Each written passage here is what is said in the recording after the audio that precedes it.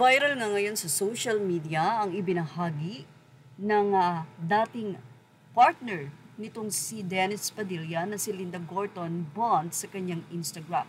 Makikita ang mga photo kung saan magkakasama nga ang magkakapatid na sila Julia, Claudia Leon kasama ang kanilang half siblings kay Linda or sa kanilang ama na si Dennis Padilla.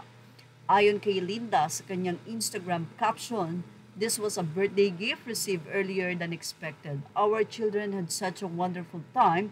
It was so nice to see them all talk, laugh, and joke around, like they're always been together, and it was really a beautiful thing to watch.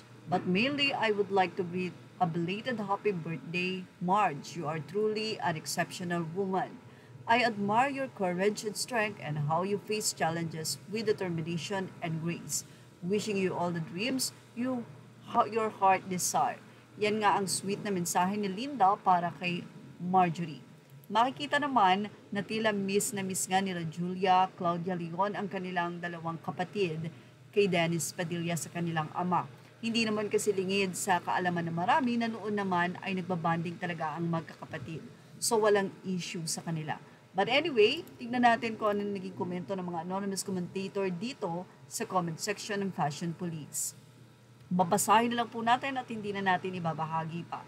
Say nila, dito mo makikita talaga na si Dennis ang toxic. Tignan mo, maayos ang mga anak niya sa isa't isa, siya lang talaga ang hindi dahil napaka-toxic niya. Say naman ng isa, "Hahaha, it's a puwera nga ang toxic na father." Hindi pinakita ni Linda yung mga anak kay Dennis. Now lang yan photo op. Sana noon pa noong walang issue between the father and his family. Sounds so staged tuloy, but then it's a good start. Sana totohanin. Time heals wound. Say nila, pumunta sa Australia ang other wife ni Dennis at doon tumira at dinala ang mga anak nila. I think his other wife was a former beauty queen kaya siguro hindi sila nakaband ng mga anak ni Marjorie. Ang unang wife naman at mga anak ni Dennis ay heard na sa Amerika sila nakatira. Dennis yung dalawang maliit na bata. Alam mo, recently rin dapat ganyan na rin si Dennis at mga anak niya kay Marge, di ba? Natuwa na nga sila Julia and siblings. Nagulat na lang sila one day, bigla na namang naninira sa interview tapos the wedding drama of Dennis happened.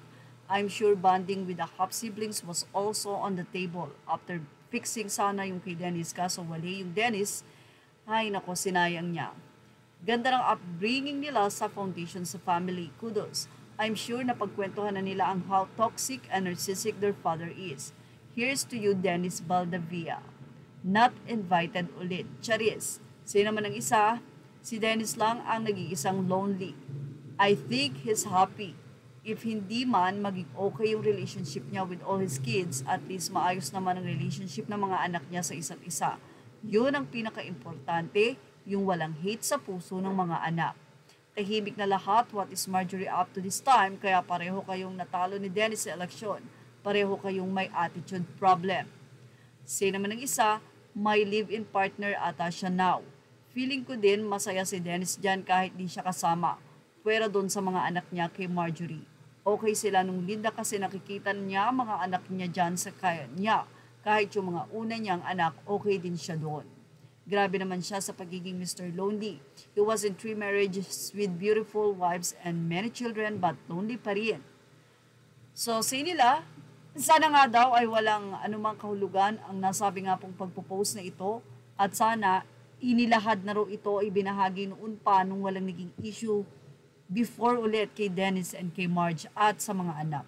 Well, ano masasabi niyo about dito? Iyan ang ating showbiz na update. Thank you for watching. Images are all credit to the rightful owners. Please like, share, and subscribe.